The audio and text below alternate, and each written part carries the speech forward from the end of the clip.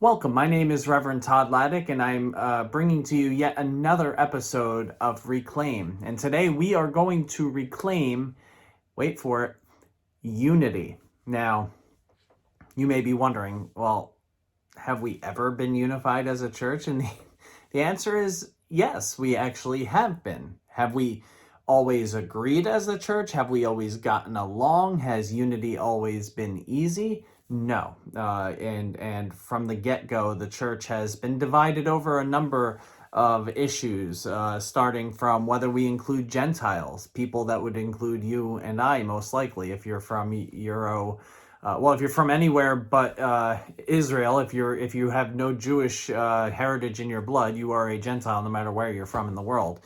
Jew, and then everybody else is Gentile.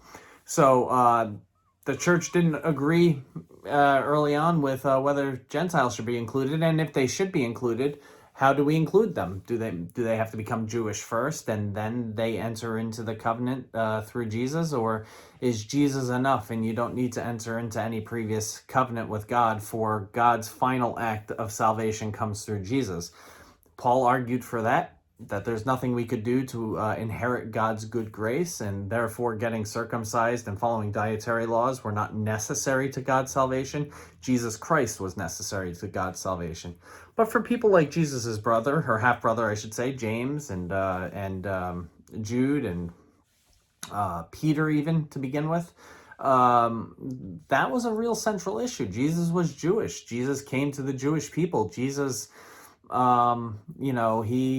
he was circumcised. He followed dietary laws. He observed the Sabbath. So how could we, include people who don't do those things? So there's a real fight there. And I mean, there have been a number of things that have gone throughout the church where Christians disagree on.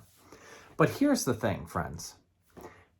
Despite the disagreements, Christians did find unity. When you look at Paul and you look at Peter, for instance, two opposite ends of the spectrum. Peter believed you had to follow the Jewish laws. You couldn't eat with Gentiles. You couldn't eat their food. You couldn't eat food sacrificed to idols. You had to be circumcised. All of the basics of Judaism. Paul believed that while that is great for those who are born Jewish, who have lived under the law and were born under the law and must follow the law, absolutely, there's nothing wrong with that. And the Jewish people are through whom the salvation of the world comes. Jesus was, in fact, Jewish.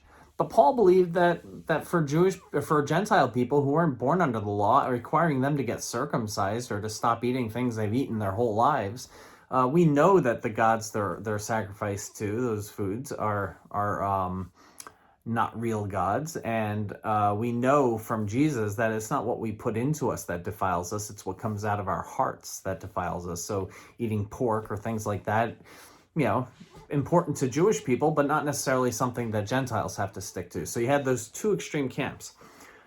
But Peter and Paul came to an agreement, and so did James at the Council of Jerusalem, came to an agreement saying that, we have these differences, we have these disagreements, but so long as we're teaching the Ten Commandments, so long as that we're asking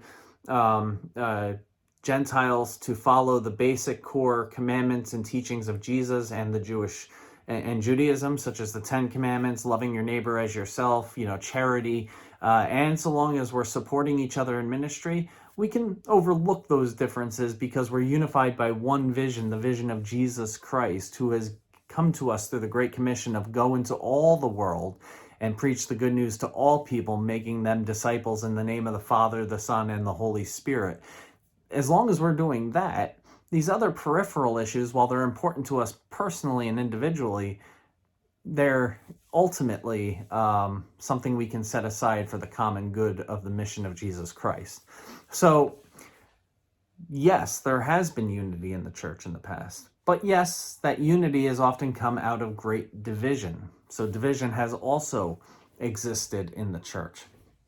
So I'm not suggesting that unity is something easy to achieve, nor am I suggesting that it's wrong that we have these different denominations and that somehow these different denominations mean we're not unified. I think we've seen great unity even between the Roman Catholic Church and Protestantism, especially the Methodists and Anglicans, and the churches that belong to the World Church Council, these churches have come together despite their disagreements to move together as brothers and sisters in Christ in the mission of Jesus Christ in the world. So unity can happen, and it is important that Christians seek unity among one another. We're not each other's enemies, despite having theological differences from one another.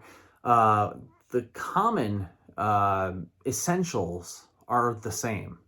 We believe in one God, maker of heaven and earth, who is the Father, and his only begotten Son, Jesus Christ, who was conceived by the Holy Spirit, born of the Virgin Mary, suffered under Pontius Pilate, was crucified, died, and buried. He descended to the dead. On the third day he rose again and ascended into heaven, and sits at the right hand of God the Father Almighty, from whence he shall come to judge the quick and the dead.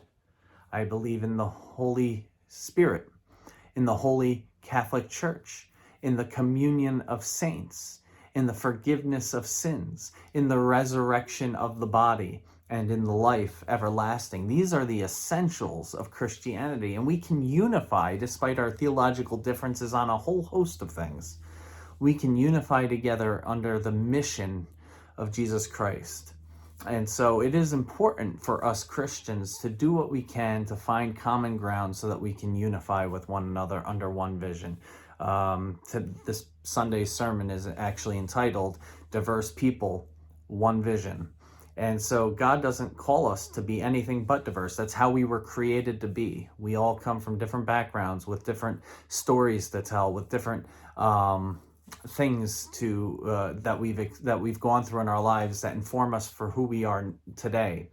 But as Christians, we have all grown up under the cross, under the grace of the cross, and we've laid down our sins at the foot of the cross, and we've been saved by the blood of the Lamb. And all of us share this in common. All of us should be unified in our salvation and in our mission as followers of Jesus Christ. So friends, unity is important for us to reclaim. Rather than getting caught up in where we disagree, let's look at the common good we share together. Let's look at the common vision we hold together to bring all nations into knowing and having a relationship with Jesus Christ, so that every tongue confess and every knee bow and every tongue confess that Jesus Christ is Lord, for the glory of God. Amen. Amen. Remember, you are richly blessed, so be a blessing to others. Go in peace.